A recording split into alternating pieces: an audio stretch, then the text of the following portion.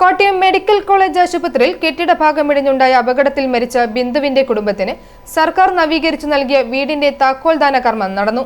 Medical college ആശുപത്രിയിൽ കെട്ടിട ഭാഗമിടിഞ്ഞുണ്ടായ അപകടത്തിൽ മരിച്ച ബിന്ദുവിന്റെ ഓർമ്മകൾ വേദനയായി നിറഞ്ഞ വേദിയിൽ ബിന്ദുവിന്റെ ഭർത്താവ് കെ വിസ്തൃതനോടൊപ്പമാണ് അമ്മ സീതമ്മ സർക്കാർ നവീകരിച്ചു നൽകിയ വീടിന്റെ താക്കോൽ ഏറ്റുവാങ്ങിയത്. കുടുംബത്തിന് വേദനയുണ്ടായ അവസരത്തിൽ സർക്കാർ നൽകിയ ഉറപ്പുകളെല്ലാം പാലിക്കാനായതിൽ ചാരിതാർത്ഥ്യമുണ്ടെന്നും ഇനിയും ഒപ്പമുണ്ടാകുമെന്നും താക്കോൽ കൈമാറിയ മന്ത്രി ആർ ബിന്ദു പറഞ്ഞു. 3 മാസത്തിനുള്ളിൽ വളരെ പ്രധാനപ്പെട്ട ദൗത്യം ഏറെ തൃപ്തികരമായ നിലയിൽ നിറവേറ്റി മനോഹരമായ വിധത്തിൽ തന്നെ പണി പൂർത്തീകരിക്കാൻ സാധിച്ചു എന്നുള്ളതിൽ വളരെയധികം അഭിമാനമുണ്ട്. നാഷണൽ സർവീസ് സ്കീമിനോട് ഈ സന്ദർഭത്തിൽ സർക്കാരിനുള്ള നന്ദി ഞാൻ ഈ അവസരത്തിൽ രേഖപ്പെടുത്തുകയാണ്.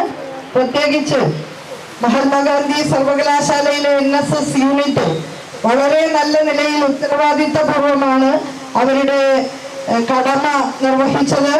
ബഹുമാനനായിട്ടുള്ള ഡോക്ടർ ശിവദാസ് നേതൃത്വം നൽകുന്ന മഹാത്മാഗാന്ധി സർവകലാശാലയിലെ NSS യൂണിറ്റിനോടും മറ്റ് ഈ പ്രവർത്തനവുമായി സഹകരിച്ച മറ്റ് NSS യൂണിറ്റുകളോടും ഒക്കെ തന്നെ കുടുംബത്തിന്റെ പേരിൽ ഞാൻ നന്ദി രേഖപ്പെടുത്തുകയാണ്.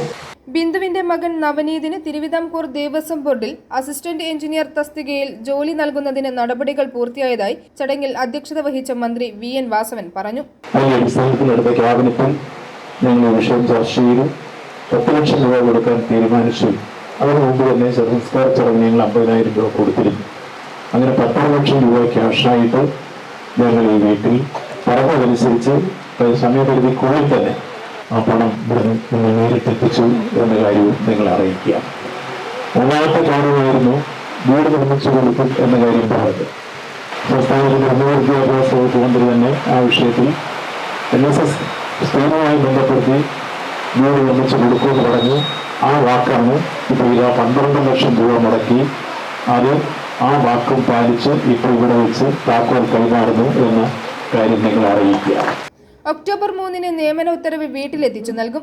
ബിന്ദുവിന്റെ മകളുടെ ചികിത്സയടക്കം കുടുംബത്തിനു നൽകിയ വാഗ്ദാനങ്ങളെല്ലാം സർക്കാർ പാലിച്ചു. വരും നാളുകളിലും ഈ കുടുംബത്തെ ചേർത്ത് നിർത്തും അദ്ദേഹം കൂട്ടിച്ചേർത്തു.